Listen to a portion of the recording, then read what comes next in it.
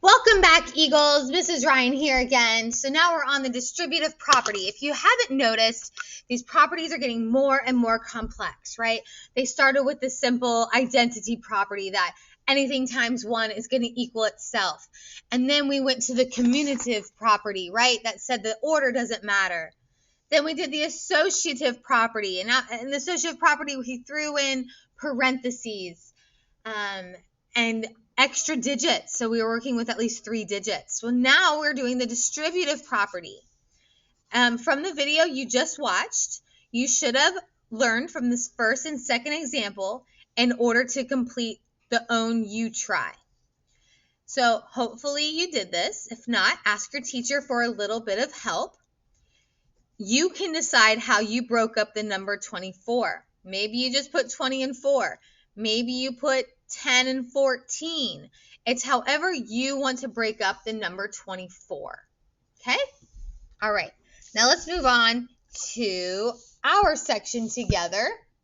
Video 2, practice with Mrs. Ryan.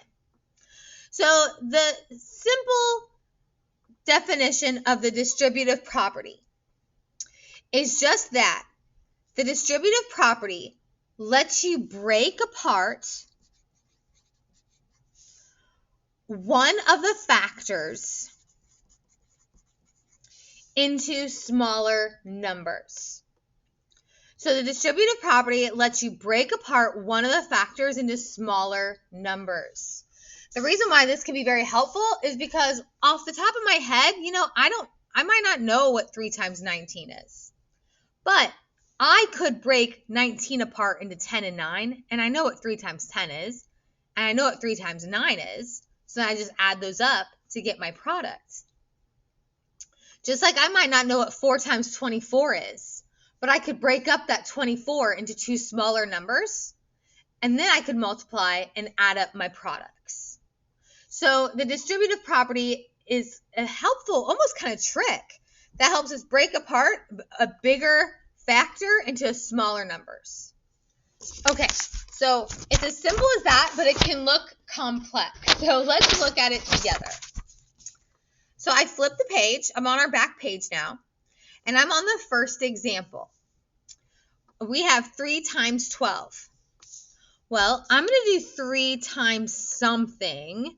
I'm going to break up this 12. So let's see here.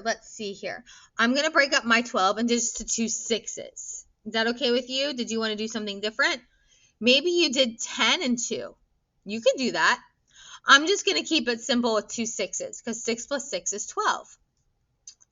So this leaves me with 3 times this 6 plus 3 times that 6. I know that 3 times 6 is 18, and 3 times 6 is 18. 18 plus 18 is 36. So some of you might know your 12. So you probably could have just done 3 times 12. But if you don't know your 12s, you could have broken down the 12 to 6 and 6, or 10 and 2, or a 4 and something else. Now let's look at number 2, example number 2. This one has 5 times 24. So now I'm going to take 5 times 2 numbers. You might be wondering where the multiplication sign is because it's not showing. It actually is there. It's almost something called invisible math. If you have a number, let me show you for example up here. 4. If I have 4 and a 5 in parentheses, that really means 4 times 5. So you could put the little multiplication sign there if you want. If it kind of makes you happier, you can put the little multiplication sign there. Now I need to break up this 24. Again, I'm just going to split it in half. I'm just going to go with 12 and 12 because 12 plus 12 is 24. And I've been practicing my multiplication facts, so I know my 12s pretty well. So I know this means I'm going to take 5 times 12, and then I'm going to take 5 times 12.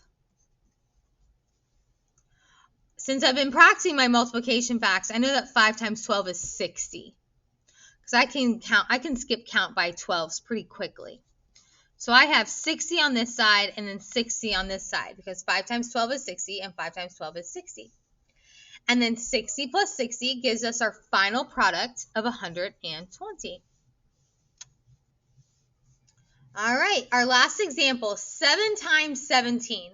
Well, I definitely don't know my 17s by heart. I have not practiced those.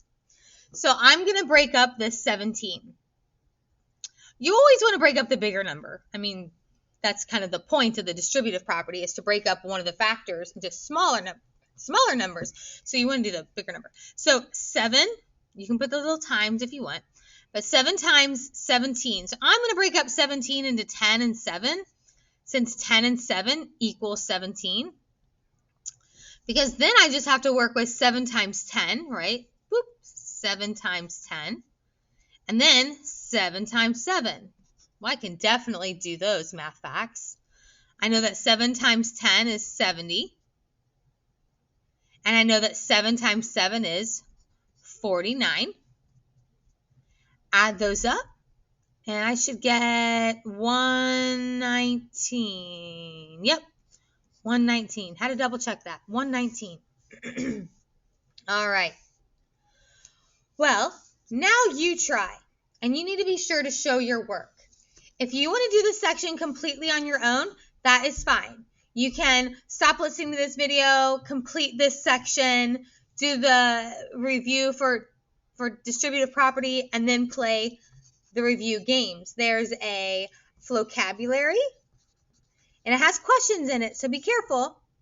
And then I think there's a time to climb. Yay, time to climb. Then the Nearpod will let you know that you finished. But if you want to stay on here, I'm going to do one of these together with you. Again, you don't have to stay here with me, but I'm going to do this one right here with you, since we're setting it up by ourselves. So we have 5 times 16. The distributive property lets us break up one of the factors into 2 smaller factors. So I'm going to break up this 16. I'm going to use this example up here to help me model my work. So 5 times 16. I'm going to turn that into 5 times 10 plus 6. I don't know my 16s very well, but I know my 10s and my 6, and 10 plus 6 is 16. Again, you can put your little multiplication sign there if you want. So now I'm going to distribute this 5 to the 10. So that would be 5 times 10 plus, now I have the 6. 5 times 6. I know that 5 times 10 is 50 plus 5 times 6 is 30. 50 plus 30 equals 80. And there we go. So that's what you'd be doing to example 2 and then your example 3. Make sure you show your steps. Be sure to show your work. Show your steps.